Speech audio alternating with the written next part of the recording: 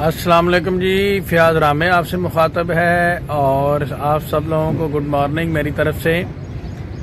और मैं सुबह सुबह आया हुआ हूँ अपने आबाई घर, अपनी आबाई ज़मीन पे। तो मुझे किसी दोस्त ने बताया कि रात को किसी लाइव सेशन में किसी अदाकारा ने अपने गुज़श्ता कंडक्ट के ऊपर मेहदी काज़मी साहब से माज़रत की है। और मैं आप सब लोगों को बताना चाहता हूं कि मेरी ताहिर भाई और दीगर लोगों से बात हुई है मेहदी काज़मी साहब से। किसी की बहन बेटी की इज्जत उछाल के अगर कोई ये समझता है कि ये मामला माफ़ी तलाफ़ी से रफ़ा दफ़ा हो जाने वाला है तो वो बहुत बड़ी गलतफहमी में है। और इस तरह का मजाक किसी किस्म पे काबिल कबूल नहीं है।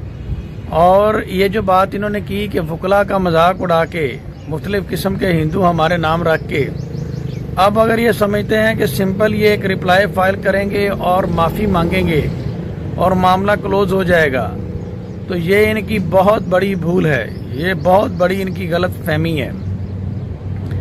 मैं आप सब लोगों को बता देना चाहता हूँ कि एज़ पर माई इन्फॉर्मेशन जिस तरह से मेरी मेहदी भाई और उनके भाई से बात हुई है, ताहिर भाई से, ये मामला कभी भी माफ़ी पे क्लोज नहीं होगा। और इन सब लोगों को जिन्होंने एक माइनर बच्ची का मजाक उड़ाया और उससे जुड़े हुए वकला का मजाक उड़ाया, नासिर जिब्रान साहब को कादियानी कहा गया और इस तरह के संगीन इल्ज़ामात लगाए गए, किरदार कशी की गई और मुझे कहा गया, हिंदू नाम मेरे नाम के साथ मंसूब किया गया, जो अभी तक चल रहा है। और एक तरफ ये माफिया मांग रहे हैं।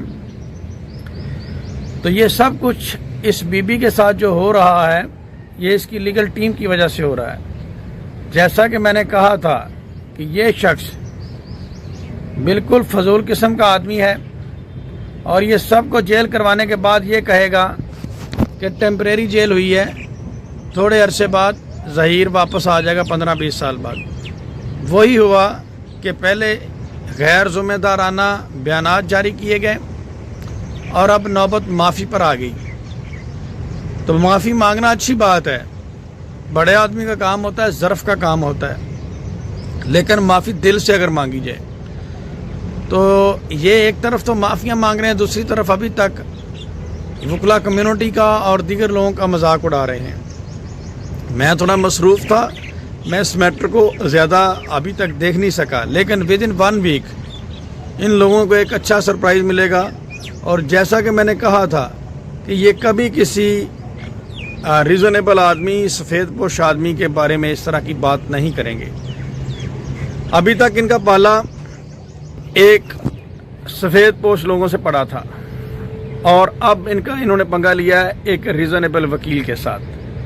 और अब हम इनको सबक सिखाएंगे कि इनकी नस्लें याद रखेंगे कि ये किसी को डिफेम नहीं करेंगे। और दूसरी बात इसमें यही है कि किसी की बहन बेटी का मजाक उड़ाने वाले के लिए किसी किस्म की कोई रायत नहीं है। तो ये अगर ये समझ, जिस तरह की इन्होंने कल हरकत की है, तलाबाई को धमकियां दी और सरमद को, अगर ये समझते हैं कि ये बार मेंबर्स के साथ इस तरह की हरकतें करके उनको थ्रेट करके बाद में माफ़ी तलाफ़ी पे मामला ख़त्म हो जाएगा, तो ये इनकी बहुत बड़ी गलत फहमी है।